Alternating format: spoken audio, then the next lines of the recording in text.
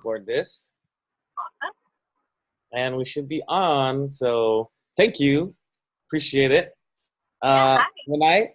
When I saw your profile, it was interesting because the whole planner, idea. I remember planning one event long time ago, and someone pulled me aside and said, "Hey, calm down, you know, calm down, man. You're going all over the place." So I can only imagine what planning a major event looks like.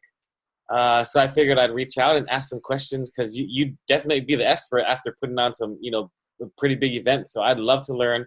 I'm sure the people that'll watch are interested in what goes on behind the scenes and how you make decisions, really, as a planner. Yeah, those are all great questions and great observations as well. Planning is definitely not something that comes natural to a lot of people. Mm. So a lot of my career has been in operations and logistics, and I've been an event planner for about 14 years. So 14 now years? 14 years, yeah. Wow. Yeah. Definitely expert. Definitely expert. Yeah, expert status by now. And for me, it's very easy to plan. I did within planning, operations and logistics has been like my bread and butter, what I've been doing for a really long time, building out systems for companies, perfecting things, and events comes right along with that. So my brain definitely works different. It works a lot on numbers, a lot on Excel sheets. Versus the regular, but I'm still very creative and much of a visionary, but I still have that component of what exactly do we need step by step and item by item to actually make this success. So where do you start? Does it start with an idea, or does the boss say, "Hey, I have an idea. I want you guys to do it," or do you guys collectively as a team decide, "All right, in 12 months, this might be cool." How does it start? So it depends on what type of event, and then it depends on what company. So we're launching one more in September. So I have 3 companies. One is Nomadic Planning, which is experience coordination. So it's mainly retreats, workshops, retreats, multi-day events mainly. So that can look like incentive trips, international, national. As long as it's multi-day, we'll take that. I'm onboarding a business partner as we speak. And so I won't longer be in solopreneur. Technically, I have people that help me out and assistance on that one. And then the conference is my other baby, which has been going for about a year. And that I do have a substantial team of about 6 or 7 people behind me working on that. But overall, I'm the lead and the boss on all of it, which is a blessing and sometimes a curse. Yeah.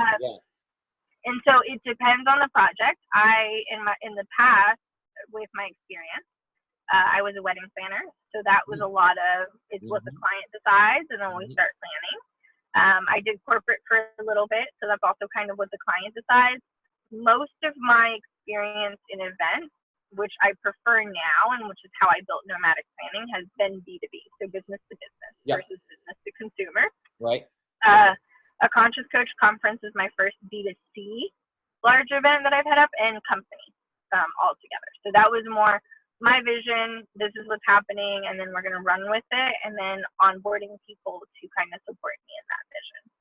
Right. So for the 3-day retreat, the multi-day retreat, that's where a company comes to you and says, "Hey, we have team members, we want to do a team retreat. Can you do this for us?" Is that how it works? Yes. So I work with either corporate companies or 6- and 7-figure coaches that want to add that as another kind of product and service to their offering. So they say, this is my vision, this is what I want. This is kind of my target market that I work with. And then I go to the drawing board and I say, okay, based on the fact that you wanted it to be tropical and 4 days for transport and everything, the best location is here. Or they'll say, like, I've had a couple, they're like, well, I want to go upstate New York. And I'm like, great, we'll start looking into upstate New York. So it really depends on what the client wants. And we just kind of do the nitty-gritty operations behind it. Okay.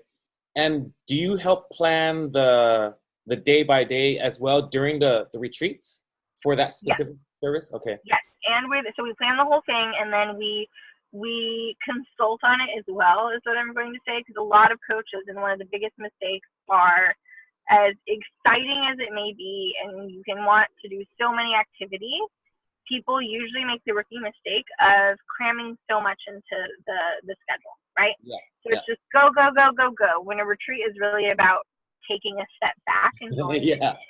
and really enjoying and having downtime. Right. So, when things like that come up, we have to kind of educate the client and consult and say, you know what, as amazing as it sounds to run 8 activities in 4 days, that's not actually feasible and sustainable for you or your client. Like for us, that's fine, because I've done like crazy weddings, like that is go, go, go. That's fine. So we do step in sometimes in consulting and letting them know what is the best option.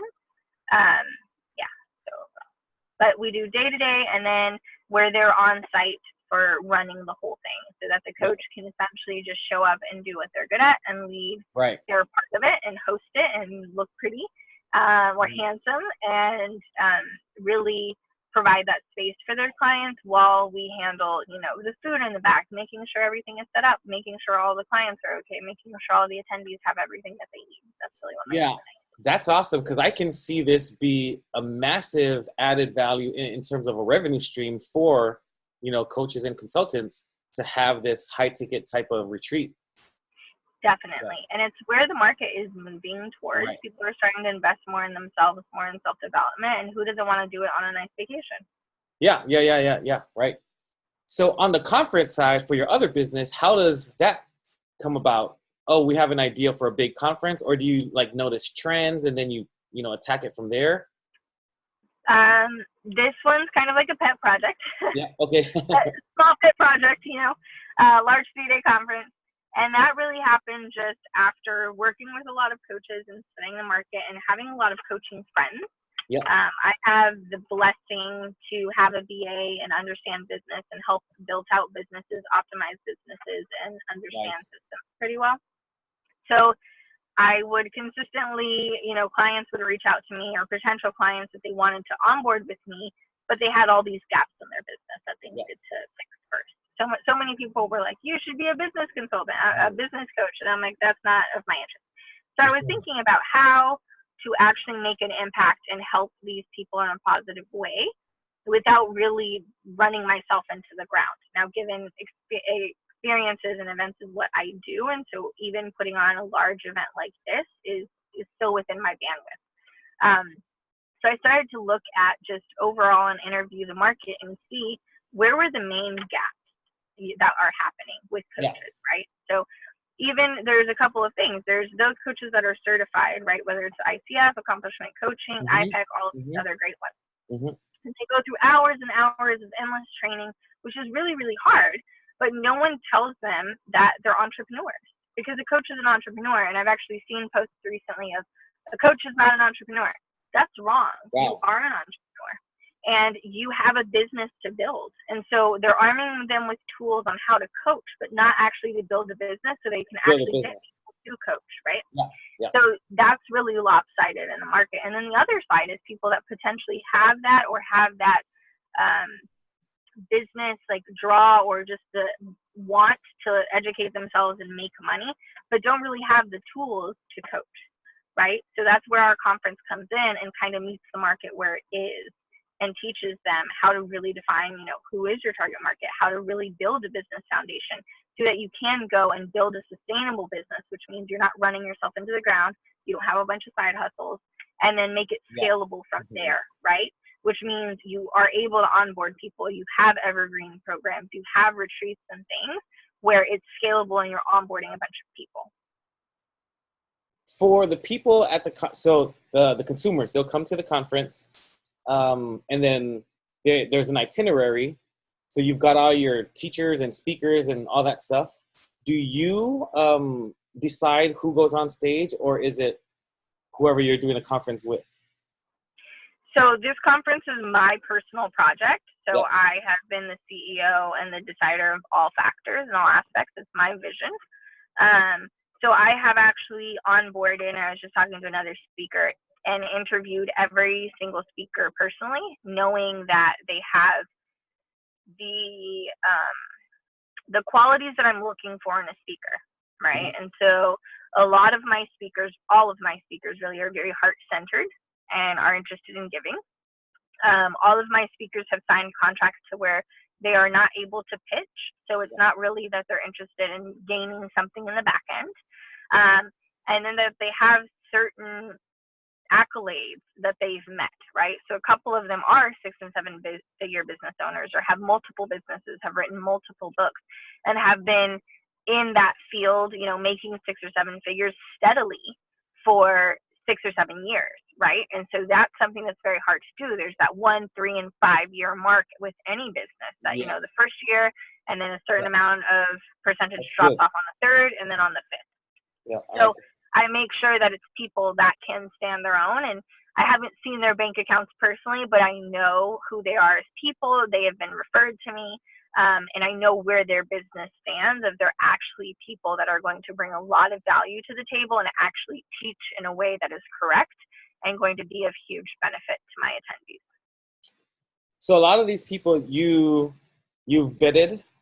You probably, now, did you reach out to some of them, or did you pull out a call for speakers and then fielded that? I vetted every single one of them. So all speaker has been vetted. All team member has gone through me. I actually didn't put out a call. I was very quiet about it at the beginning, and I had a couple of contacts that I know. So one of the subjects was also building a network. I had built a network for 4 years in San Diego. And then I started to reap what I had sowed in my network and ask for connections and knowing, right? I had also, before launching my own conference, really worked on other people's conferences. So I worked on a marketing conference and helped with that.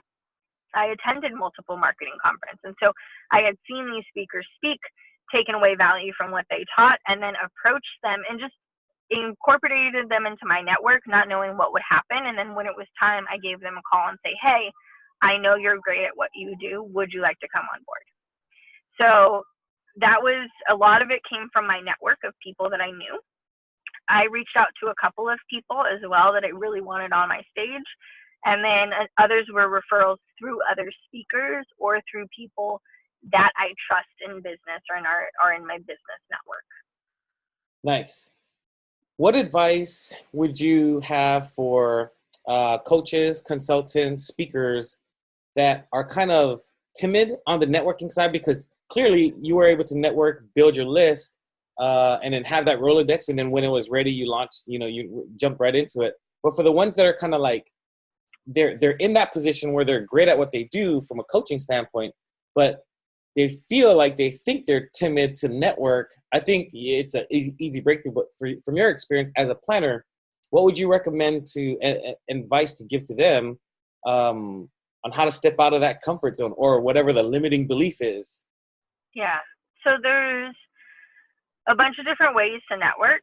Now there's a bunch of different tools that you can use. There's apps such as Shaper that you filter, and then if you connect to exchange messages, you don't even have to hop on the phone, and then you can decide whether to do a Zoom call, a phone call, or something like that.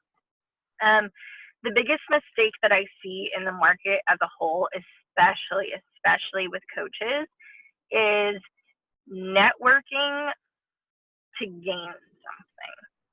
And so that sounds counterproductive because, right, usually you should be able to field out to your network to gain something. That's good. But when you approach it, like it's the same as in sales. When you approach it with this air of despair of buy from me, and you approach it with what can you do for me? That's good. That really, people can pick up on that energy. People can understand how that feels, and it doesn't feel good. And so if you don't cause a feel good feeling for me, I don't want you in my network, right? So I've been to networking events where coaches come up and without even asking my name, asking what I do, asking how I feel, where my business is at, if I have a business, they're saying that they can transform my life. Wow. And just mind blowing me. And I'm like, but what if I don't want to be you don't know if I have a yacht parked in the harbor? You know nothing about me. You're asking no questions. So approaching it as a conversation and a relationship, right? If you're really nervous and you don't really want to speak, then ask them questions. Why are you here?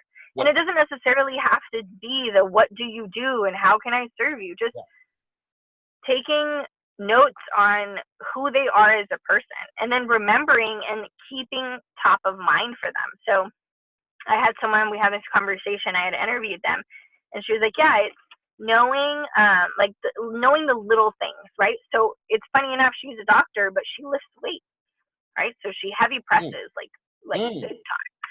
And so whenever I see something like that, I'll send it to her because I'm like, oh, thought of you. I thought you would find this interesting, right? And it's something so simple that I'm at top of mind, right? So then it's like, oh yeah, Alexandria has stayed up to date. They actually listened when I spoke. It wasn't just who I am and what my title is. It's who I am as a person. So asking questions to other people, everyone loves to talk about themselves, right? So stroke their ego a little bit. And then really approach it just as like, you're building a relationship. A network is not built overnight, right? And so that's the huge thing of you have to, just like any relationship, same if you're dating with someone, you're not just going to come up and be like, give me all of your energy, all of your attention right now, right? Like you have to build, right? So it's gaining their attention, gaining their time, gaining that relationship and building on it, right? Like, let's go out to lunch. Right. Oh, I figured, I heard you needed more clients, and I thought of you when someone asked me for a recommendation. I sent you a client, right? And so it's really building and being more in the position of service versus of requesting.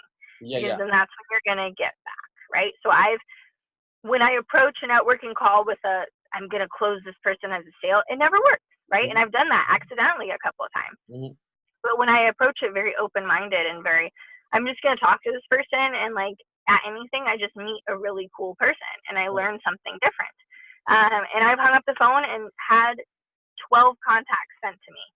Like, oh, you need to talk to this person, you need to talk to this person, and warm introductions that have either turned out into potential clients or turned out into, just great relationships and networking. So it's really, being open-minded, because you can be so surprised. And when you don't have an expectation, that's when it's better. Yeah, that's good. Now, how would you advise them to do that online, via email or messenger? Because a lot of people, they'll shy away from the in-person networking. Like, okay, no, I'm shy. I'm not gonna. Maybe I can just do it via email, and then they'll just go crazy on blasting people and telling more about themselves. How would you advise them to navigate the online waters of networking? So it's still making it personable, right? So people are making that mistake, and you can see them in marketing, how that wave is gravitating more towards instant messenger on LinkedIn and everything else. And people are either doing copy paste or automations, and you can tell when the message is set up to just lead to their offer. You can smell it from a mile away, right? It's like, oh, tell me more about your coaching business. And then like, bam, they hit you. I can get you 10,000 leads next month, right? And you're like, I'm sorry, this is so it's reading it from a perspective of the other person. Like, how would I feel if I was receiving this first? And then making it about them. So, confession time, we connected through LinkedIn, but that was an automated message. The way that I crafted the message, did it seem automated at all? I don't think, no. Yeah. And I introduced myself very briefly, not even with like, I am this, if not like, I would love to connect with you. I would love to build our network and build a relationship. And then the follow-up message is, I would love to hear more about what you do. How can I support you? The messages that I respond to on LinkedIn, a lot of them, and it's a great, like, I don't know if it's a tactic, it probably is, knowing, of like, look through my LinkedIn, and if you want me to connect you with anyone, please let me know. Yeah. Right? So all of those things of, again, coming from service, coming from how can I support you in your vision? I'd love to hear more about you. Making it about them versus making it about you. Because then if they're good, they're going to ask you in return. And then you have the chance. But you really need to ask for that permission first before just like going all like verbal diarrhea, like this is what I can do. I can modify your life. I can change your business. I can do this. More of, tell me about you. And then they're going to say, oh, what about you? Oh, I actually do this. I've done it with multiple clients. It's great. It's super effective. And then you just kind of leave it there so that they like continue to ask questions. Because it's supposed to be a conversation, not a monologue. Right. This is kind of controversial in the speaker world, but also bleeds into the consultant and coaching in terms of the resume or the one sheet, right? So for coaches, they'll have a PDF. This is kind of what I do. The speakers, this is what I talk about. Some people say, nah, it's not even worth it because of video, but some are like, no, the planners actually look at it. So in your experience, what's more valuable, the one sheet or their online presence, and a collection of videos that show what they do, or them talking about what they do? That's a great question. I personally, and the people that I have talked to, would lean towards the video because it captures their essence, their presence, right? That's something that on paper, it doesn't stand out, right? So Yeah, I want to see how big of an audience you've actually spoken to, and if it's a good speaker reel, like getting that view, like that panel of the audience, and see if they're really engaged while you're speaking, because that's what I want to bring onto my stage, yeah, right? yeah, I want to have the attendees have an experience beyond anything that they've had before. yeah. So I always ask for video. Okay. I always, dig into their online thing. A lot of the speakers that I onboarded, I've seen them speak, or I've seen their videos, or I know them, or I've had people say, I've been to their event and it's Yeah, been amazing. I went to their session, it's been amazing. So even references, I would say if you're going to do a one-sheeter, that's good. fine, but I would put references and say, here are other planners that worked with me and were really Yeah, satisfied, right? And so that's a good thing because you're applying for a job, you know. yeah, So yeah, it's the same. Like we would want references because there's a lot of different types of speakers in the industry, and like I've seen and heard horror stories of like people paying thousands of dollars to speakers and them being total not nice people, right? yeah, Not nice people to the audience, to the point where the audience complains, yeah. right? So you can Wow. have it all. But Oof. if you're not going to be nice and you're going to actually hinder the overall experience of my event, it's never happening again. But if Yeah. someone called me about that speaker that did that at one of the events, I would definitely say, hey, not everybody's cup of tea, just so you know. I would probably be like, I wouldn't like want to do anything detrimental to them, but I would say, just be careful or just Yeah. negotiate your fee a little bit better. Yeah. What would you say? Because I can already imagine some people saying, "But I've never been in front of a big stage, and maybe they're very dynamic, but they're just getting started." What kind of video presentation would they be able to put together? I'd imagine anything that shows how they deliver, right? But then also maybe the content. So what's your advice to them? So that stopping you, we're going to just call that out limiting belief right there, right? Ah, Because if you have quality in content, and what I tell speakers and other coaches, if you really want to do this, go to where your target market is. Go where you can add value. And if I have someone reaching out to me and saying, hey, I'll put on a workshop for free just to add value to your group, and bring someone who has an iPhone and have yeah, them record for you, right? And then send it on Fiverr to get edited if money is an issue, or bring in a great videographer to record for an hour and do B-reel and everything else and put together an amazing one. yeah, There are ways to do it in videography where it doesn't necessarily have to be a huge stage, that they can make it from certain angles look like you're talking to a lot of people. yeah, The yeah. other Good option point. is to just put together, like I submitted to speak. I don't really speak. I'm not a speaker, but I've been requested to speak on events and this type of stuff, goals and systems before. Hmm. And so I was going to submit to this event, and they wanted a speaker video. Yeah, And so about what you were going to talk about. So I called up my girlfriend and I said, hey, I need to put together a speaker video. Help me. In her, we were in her bedroom with like a white wall behind us, mic'd me up, sent it off. And perfect. so there are ways to do it. Our iPhones, if you have an iPhone, not really an Android user, but if you have an iPhone, they have great cameras on there, right? If Yeah, it's a 6 or above, or even an SC and above.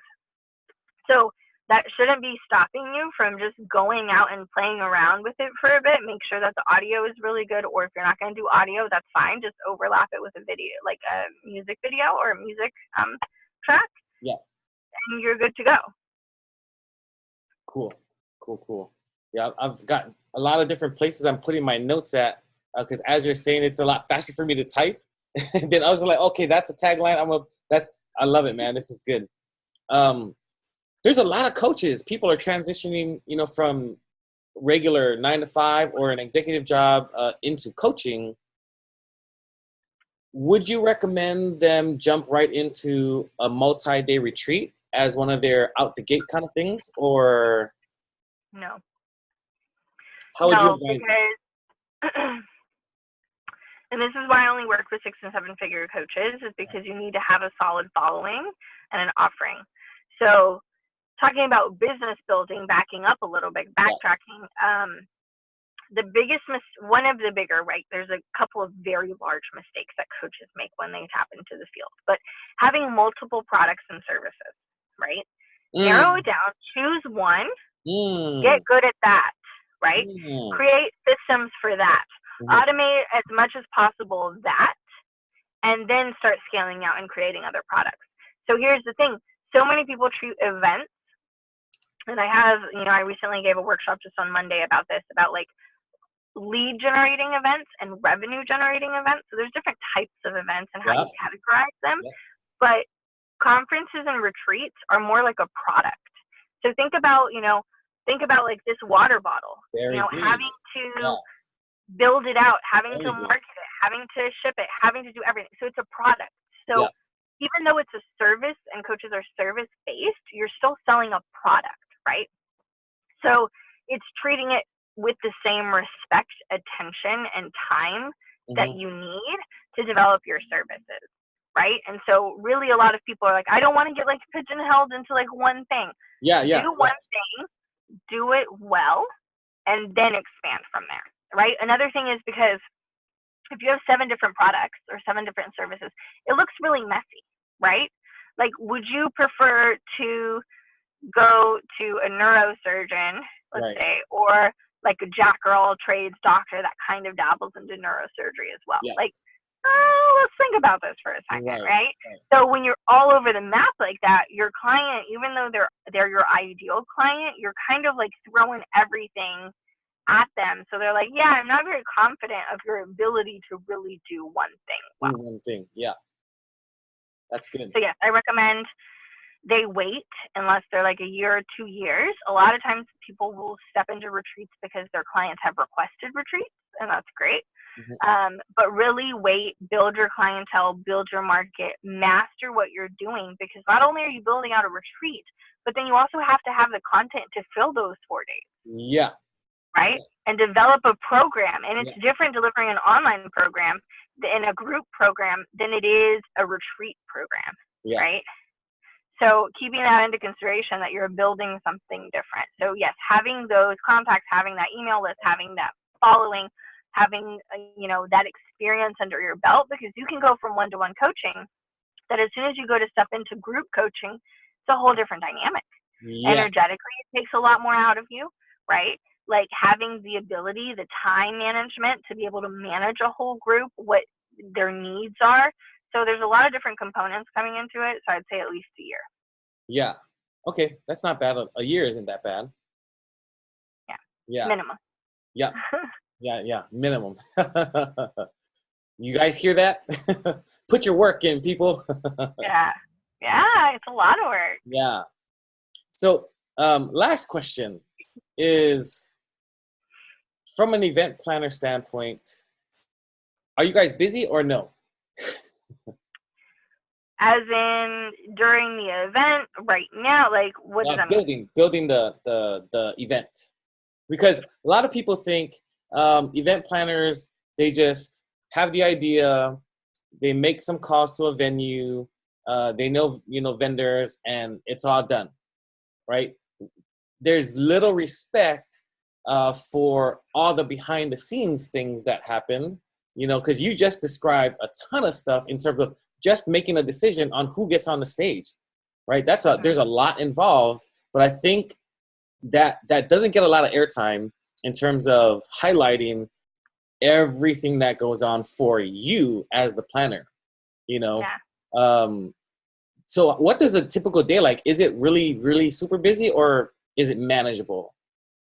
So thank you first for giving our field the respect that we do a lot.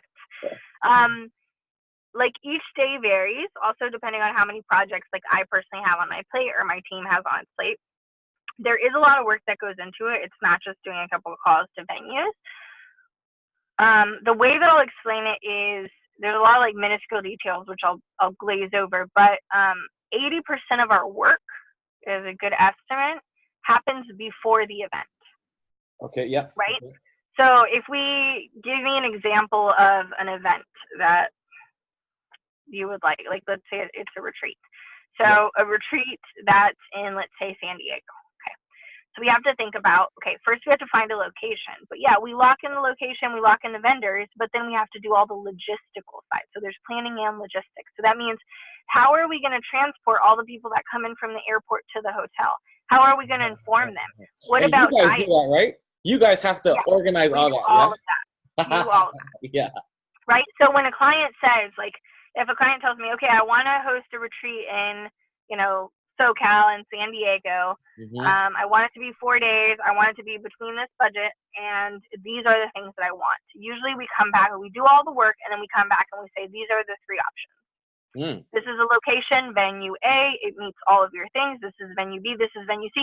And then we list out, for example, we had one, and one of the other ones was way out in like a valley, like 3 hours away. So we were going to have to train up and then like another 45-minute ride, right? So also thinking of how our attendees are going to feel, right? How they're going to be. That's going to exhaust people, right? Travel exhausts people. So it's like developing the logistics of, okay, what are we going to do to mitigate that? What are we going to do to make sure that they don't lose their energy, so that they don't arrive wiped out? Because if they're arriving already wiped out, they're going to need so much extra downtime, usually a lot.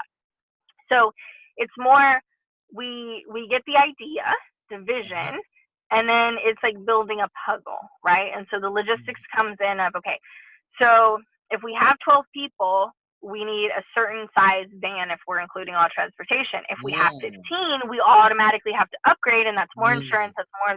So there's so many details that come into it that, like, that's why I stopped doing workshops, like, and day things, because people would come up and not really appreciate the amount of work.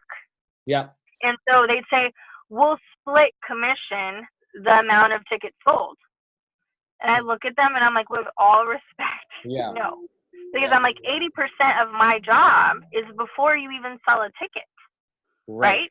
And so if you can't do your job of marketing and selling tickets, why should it affect the fact that I already did my job correctly, right? And I made sure that everything went off without a hitch. So there is a lot of things to consider. I've been in the industry for 14 years. So for me, I got it down really quick. Like, I can put something together if I have, like, if it's already in one of the cities or one of the locations that we work out of, I already have my vendors that I call in, get quotes, and then put it together, right? When we're going into somewhere new, it takes a little bit longer because I have to make sure that we quote, get all the insurance. I talk to people, I talk to their, I make sure that I check their references, everything else. So yeah, it's interesting because, like you said before, like, there's not a lot of respect for event planners because everybody thinks they can run an event. Yeah. And everyone can, yes. Should everyone? No. So everyone can throw a birthday party at Chuck E. Cheese. Yes. Yes. And so, like, I've had friends want to partner with me. They're like, yeah, I've planned events. I'm like, okay, what have you planned? And they're like, well, birthday parties. And I'm like, good. When you have a couple more years under your belt, we'll talk, right? And like, I have friends who hosted other conferences and like seminars and things, and it's funny because I know it's coming, and I still do it because it's what I love to do. So even if I wasn't getting paid, they would still fill me up. Yeah. But they'll be like, oh, Alex, come over for coffee, or I'll buy you lunch, and then just very nonchalantly off to the corner will be their itinerary that they've been working on. And so I automatically always gravitate over there, and I'm like, okay, give me your pen, let's fix it. It doesn't, and they're like, but I spent like 5 hours looking at that, or like 2 days. And I'm like, yeah, but it's still wrong. And they're like, how do you do that? And I'm like, 14 years, you learn a couple tricks. It's what you do. It's what you do. It's what I do, and I have an eye for it already. You Yeah. know, I know about timing. I know about time management. I know how to manage groups, right? So, Yeah. the biggest, I guess, teacher for me learning in events, and a lot of people, I was talking to someone the other day, and they're like, no one wants to know that you did this. Like, if it was wedding planning. And Mm. the importance of it is because it's not given enough credit also. So like event planners, they don't get credit, but wedding planners, oh my gosh, Yeah. we work so much with such high Yeah. expectations, low budgets, and just go, go, go. And so that really helped me to refine my eye for detail. Mm. Nice. Even doing things DIY, right? Even doing things on a low budget, they can still like I learned to play with lighting in a way that many people don't know, where you just get a couple strings of lights and you know how to hang them correctly and Right. it looks beautiful, right? So really how to build that experience, manipulate people's emotions and make them have a good memory with what you're doing. And so it's all in the detail. So if you are going to hire any event planner, if they have a previous history of being a wedding planner, Okay, like that's a good I thing. only hire people who've done that. Like Yeah. to trust someone in operations, if you've been a wedding planner, you already have an additional 10 points with me Yeah. because I know the amount of stress that you handle, the amount of vendors that you handle, the timeline and everything in details. Because when I first started out as a wedding planner, like there's multiple, so you learn the color palette very well. There's multiple versions of white, right? There's multiple shades of white. A lot of people don't know this. So like complaints even of like, I ordered an off-white and this is an ivory white, right? And so it's like all of these details that you have to make sure. And not only like telling people, but going and double checking and triple checking and quadruple checking to make sure that it ends up the way that you had promised your client, the way that they envisioned it, the way that you envisioned it, and like an overall that it comes together well. Yeah. Yeah. So you've got an event coming up in San Diego, I right? do. That's going to be exciting. The website looks great. Thank you. Yeah. Thank you. Is that ready? Like, is the planning ready? What's the event about, and how far along are you in the 80%? Yeah. So the event is a Conscious Coach Conference. It's specifically for coaches to help them. A lot of the coaching industry is a lot of back end, big packages, big Yeah. prices for them to get started. And I realized that like it leaves kind of the babies who are just starting, like not even a running chance. So I gathered 40 speakers, 40 of the best experts Ooh. I could think of in their field. And we cover 4 different tracks over 3 days. And it's really a intense know all of how to build your business. So anyone who is in the coaching business, whether they're seasoned coaches, transitioning, or babies, actually there will be something for everyone because there's 40 hours of content. So that's, yeah, it's coming up September 28th to October 1st.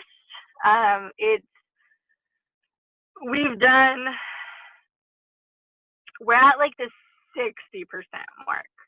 Oh, okay. We're at like the 60% mark. So a lot of it was also, and I learned, I'm not anywhere like an entrepreneur journey never ends, right? You're Yeah. always learning. Yeah. So for many years, and I've had multiple companies and been an entrepreneur for about 9 years, I was a solopreneur or a solopreneur with an assistant or an intern. So really having to scale the business to this magnitude to onboard 6 or 7 people just in my team to manage the day-to-day Wow. while still needing to onboard, like I could still use another 5 people on my team, right? Like the amount of work that each of us has is exponential. Because just like when you think about it, 40 speakers, like just sending That's an crazy. email out to speakers, that takes like a good 3 hours. Yeah. That's you know, crazy. just building out the graphics for marketing that amount of time. So we've definitely had a learning curve. I've even had a learning curve in the planning part. I'm not concerned because I've done stuff like this in my sleep. Right. Really, I'll wake up and write out Post-its. But it was more of the scaling and learning to be a CEO and having a team that depends on me. That if I don't show up, they don't show up, right? Yeah. And like you're always setting the bar for excellence for your team. So if you start slacking, they're going to start slacking, right? So learning all of these things, which those, like, I knew. I've been a manager, I've been a boss, I've had huge teams. Like, when I was a wedding planner, I managed teams of about 150 staff. Wow.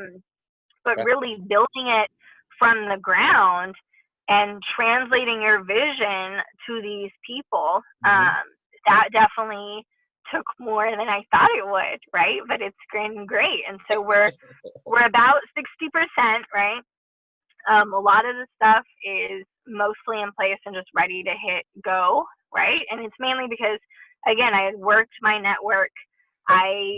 Before I even went back to planning, I had made a great connection in the event planning community. So I have a little black book of venues and vendors and wedding planners and everything in San Diego that I just go and pull from, right? I have my vendors that I know. I know my space vendors, my food vendors. Like, I have good connections around San Diego. So that other 40% is really easy, and really it's like another 20 and then another 20 day of. Yeah, got it. Just you explaining the different steps and the logistics, I'm like, oh man. So much respect to you. And I'm glad that you shared that, because now more people can, be aware of it and highlight that. So give it some airtime. Very impressed, definitely very impressed when I got to see the website with the conference in San Diego. So super excited for that. Yeah, I appreciate it. I'm going to drop your link, wherever I post this, but in case they're listening, where can people find you? Yeah, so we have a Facebook page, A Conscious Coach, and then our website is aconsciouscoach.com. If you have any questions, just email us at info@aconsciouscoach.com. And then I'm not sure if this is going to air before, but there is a special promo code. You can use my promo code. It's Alex, ALEX 15, and you'll get 15% off of those tickets for the online part. For San Diego, yeah? Yes. And so we have a huge percentage, 90% of the event is online, and then there are select that we upgrade and will be able to attend. Yes. So it's a online conference. It's different than most things that people have seen. No one does anything this way. And mainly because I'm an experience coordinator. I'm all about in-person experiences. And I was like, if we go fully online, like, I don't know how to do that. Yeah. So all of the recordings are workshop recordings where we record in person. So we are giving away and upgrading people, if they are in San Diego, to come to the in-person pre-recordings. We record, and then the next day we have our wonderful speakers come in and do a live chat box, so you can still get your questions answered in real time. The VIP includes a mastermind, which is also in real time. So that one's live streamed, and really just dissecting what's going on in your business and offering the most support as possible. Those are about an hour each, and you get to see, you get feedback from experts in every area of the field. So the fields are business, marketing, sales, new tools and practices, so like NLP, all of these kind of things, and then mindset and self-development. Awesome. Dude, that sounds amazing. Yeah. Thank you. I hope to see you there. Good job, man. I'm definitely going to share this with all the coaching friends that I do have, man. Absolutely. Especially because it's online too. There's that option. So yeah, man, blow the heck out of this thing, dude. Thank you. And it really is like, our main mission and purpose is to really help coaches and really provide them with what they need. And so like the price point, a lot of these, and I was thinking about that the other day, and my friends were like, you need to start saying that more. And I'm like, it's just it. But the speakers charge between $2,000 and $15,000 for the value and the content that they're providing. Yep. And the price point is under $1,000 for tickets. So the online, since it's online, it's like $375 and $475 for the VIP. So that's, I mean, when you think about it, with like a library of 40 hours of content, that's really going to leave you with, there's also a downloadable workbook. Yeah. So it's all tangible giveaways of, not only am I going to learn to do it, but they're going to break it down and do it with you. Right. So like you're going to make a marketing plan in the session. Right. You're going to build out your own workshop and event in my session. So it really helps also with that, like conference overwhelm that people have, where they Yeah. get all this Yeah. information and then they just stop and they don't implement it. And so their Yeah. business doesn't move. And Yeah. so we took all of those things into account and we're like, how can we make it so that they get the most value for like the best price, and then also where they actually, it moves the needle in their business and they can start thriving. Yeah. Yeah, man, it's gonna be super beneficial for people that go, and definitely because I can already hear, the actionable stuff, and that's where it's at. Yeah, it's in being able to execute. So I'm super excited for you. I'll be following along, but I'll be definitely championing this, and I'll be a mouthpiece to every coaching friend that I know, man. This is good. Thank you. Yeah. Thank you so much. Thank you for the insight and for the information. This is going to be helpful. And let's definitely stay in touch. Absolutely. For sure. Thank Yeah. you. It was a pleasure to meet you. And thank you to everyone who's listening wherever this is posted. And I hope that they got great value and content. And hopefully I see some of those names and faces at the conference. Yeah, cool. All righty. Thank you. Awesome. Have a Okay. wonderful day. Yeah.